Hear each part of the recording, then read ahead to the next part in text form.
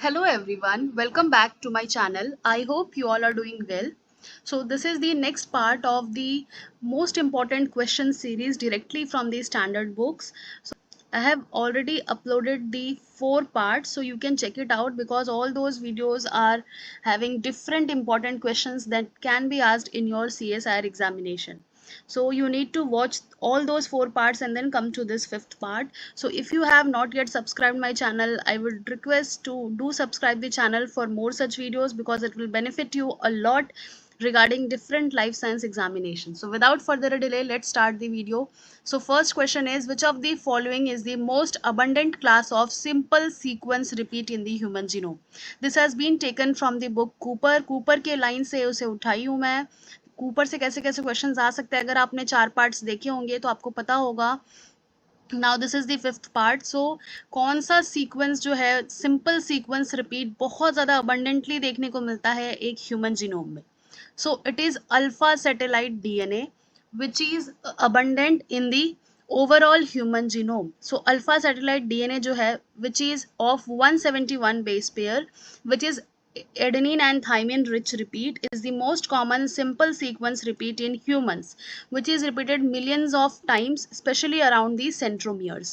So आपको अपनी notebook में लिख लेना है कि कौन सा सिंपल सीक्वेंस रिपीट देखने को मिलता है, बार बार रिपीट होता है ह्यूमन जीनोम में. सो it is alpha satellite DNA which is about 171 base pair 80 rich होता है. तो यहाँ से आपको 3 पॉइंटर्स मिल गए जो कि आपके एग्जाम में पूछ सकता है. Now next question. So next question is, what is the approximate percentage of human genome made up of interspersed repetitive element? So कितने परसेंट जो है हमारे ह्यूमन जीनोम का वो होता है IRE, interspersed repetitive element. So it is about 45%. Again this is a factual question जो कि आपको B सेक्शन में CSIR पूछ सकता है. So जो हमारे पास जो interspersed repetitive element है which includes the sign lines, retrovirus like elements and DNA transposons, it accounts for about 45% of the total human genomic DNA. So ये एक बहुत इंपॉर्टेंट क्वेश्चन है. जितने भी ऐसे फैक्चुअल क्वेश्चंस होते हैं कि कितना परसेंट ऑफ जीनोम ये होता है, कितना परसेंट ऑफ जीनोम वो होता है, इससे रिलेटेड क्वेश्चंस बहुत आते हैं CSIR में, तो you can check it out. Now the next question is,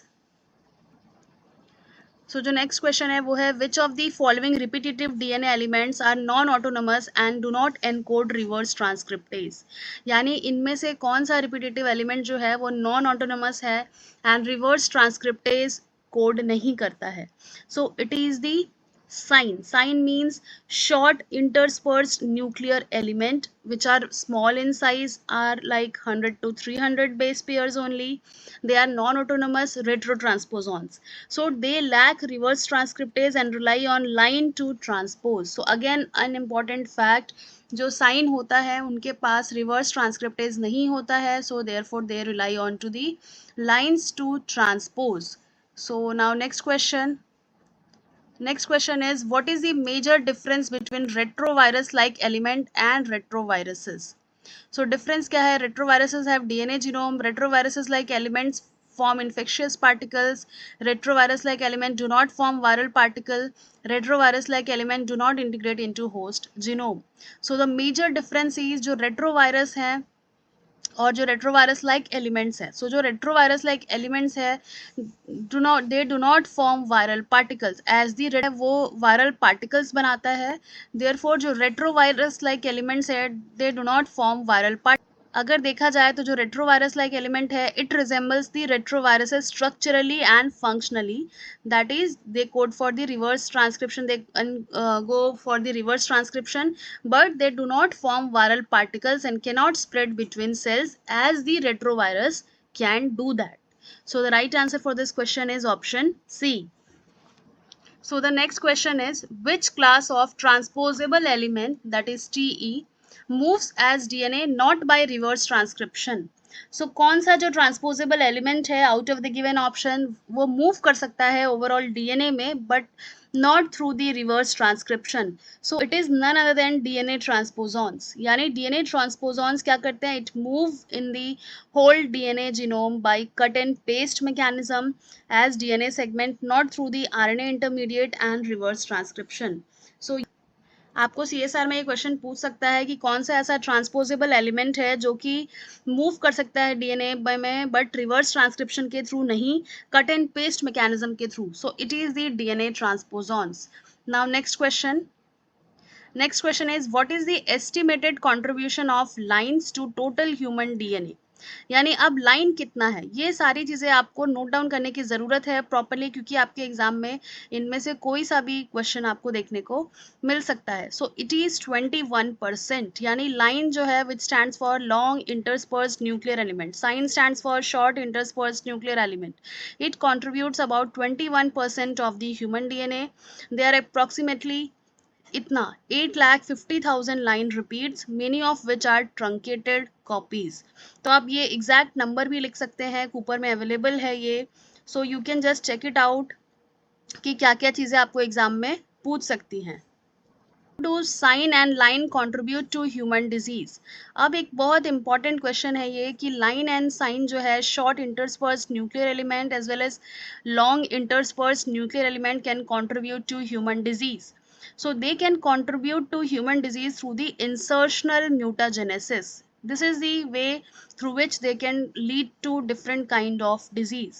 So line and sign जो है वो क्या कर सकते हैं, they can insert near or within genes leading to mutation that may cause genetic disease. यानी अगर वो किसी जीन के विद इन में इंसर्ट हो गए, so they can lead to the mutation, and उस म्यूटेशन से जेनेटिक डिजीज देखने को मिल सकते हैं, like haemophilia, cystic fibrosis, muscular dystrophy and hereditary cancers. So ये सारी चीज़ें आपको देखने को मिल सकती हैं.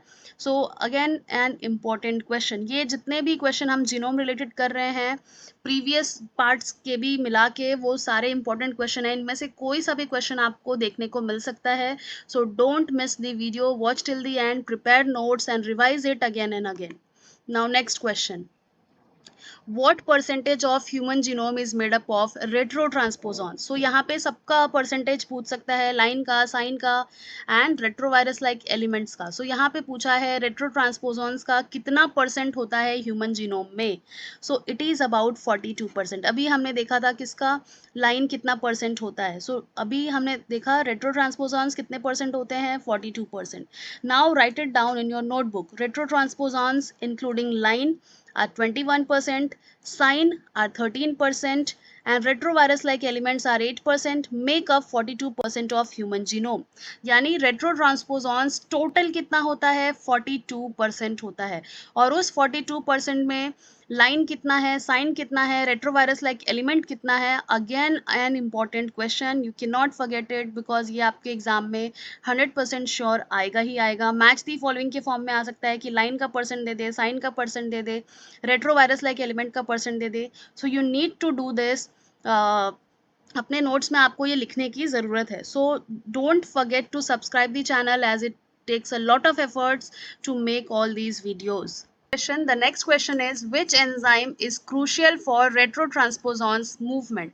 यानी कौन सा एंजाइम जो है aids in the movement of the retrotransposon, जिसका हमने देखा टोटल कितना परसेंट होता है, 42%. अब इसको ब्रेक करके लिख लीजिए कि लाइन कितना होता है, साइन कितना होता है.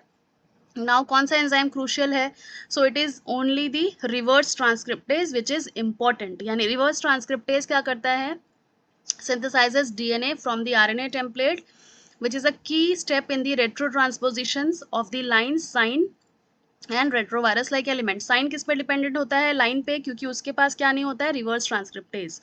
सो राइट आंसर क्या है इस क्वेश्चन का, option C is very important. This summarizes whatever we have solved, whatever questions we have solved up till now. These are the repetitive sequence in the human genome, their approximate percentage.